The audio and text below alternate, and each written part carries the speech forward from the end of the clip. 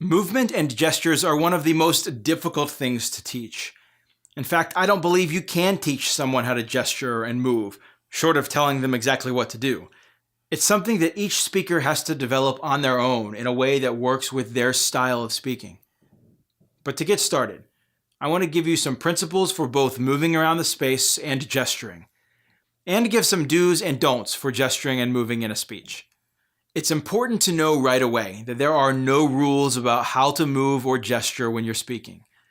There may be expectations, but very few speech leagues have written rules about how to move or gesture. This includes the much-loved speaker's triangle.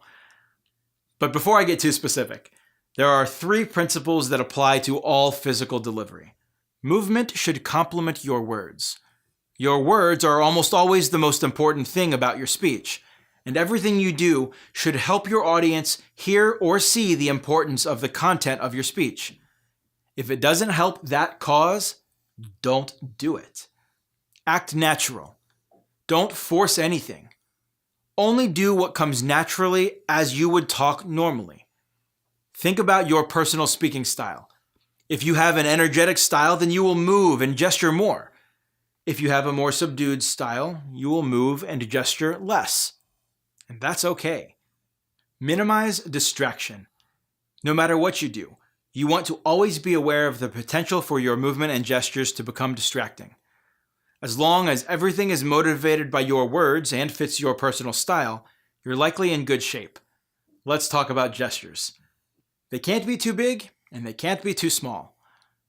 It's easy to distract your audience from what you are saying with large, exaggerated gestures.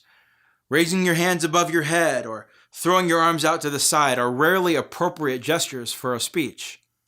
But making your gestures too small can sometimes be worse. Gesturing with your wrists can have what I call the penguin effect, and it draws our attention to what your hands are doing, not to what you are saying. I try to make most of my gestures from the elbow, keeping my arms at torso height, unless they are relaxed at my side, which is perfectly fine too. Watch out for repetitive gestures.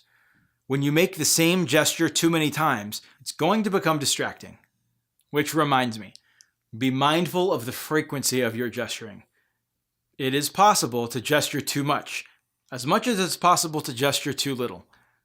Whatever you do, make sure you do it with intentionality, making efforts to minimize distraction. Now let's talk about movement. Here are some principles.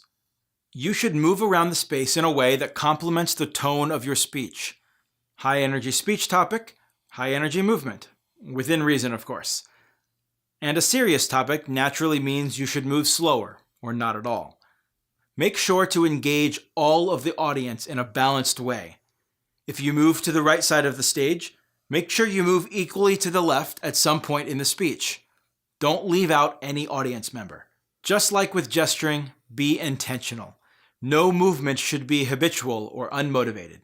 I'll leave you with some do's and don'ts. I'll start with some don'ts. Don't pace. It's okay to constantly move from one side to the other, but make sure you're doing it with a good reason, and not absent-mindedly or too quickly. Don't overcompensate. If you know you are gesturing too much, don't try to fix it by not gesturing at all, unless it's an exercise only done in practice. And then I'd say that might be your best bet for kicking the habit. Don't overplan your gestures or your movement. If you script out exactly when and how you will move, you run the risk of looking robotic. You should, however, make conscious choices. If you know you need to work on something, you have to keep that at the forefront of your mind, even in the very moment you are giving your speech. Practice for an audience. Getting live, real-time feedback about your speaking flaws is one of the best ways to cure a bad habit. Experiment with different styles of gestures and movement. One of the best ways to discover what will work best for you is to try a variety of techniques. Then adopt the one that makes you look and feel the most comfortable. Let's review. Movement and gestures should always be motivated by your words. Never do anything unless there's a reason for doing it. Movement and gestures should be part of your personal speaking style. Don't do things you aren't comfortable with. and make every effort to minimize distractions. Movement and gestures can be what gives life to a speech, or it can be what makes it crash and burn. I've purposefully left these principles of movement and gestures broad and a little vague so that you can adapt them to fit your personal speaking style. And it takes intentional attention to those details in order to develop the physical delivery that is natural for you.